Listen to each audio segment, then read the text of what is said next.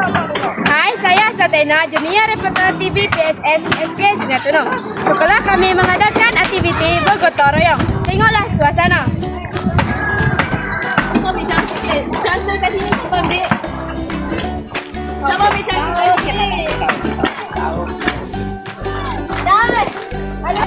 Ini pokok bunga yang sudah dicabut. Nanti kami akan tanam bunga yang baru.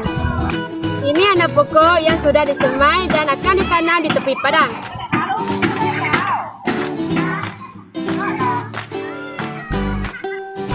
Wah, rajinnya guru-guru dan murid-murid di SK Sungai Tunong. Jom kita terjah. Tuh, sedang buat apa tuh?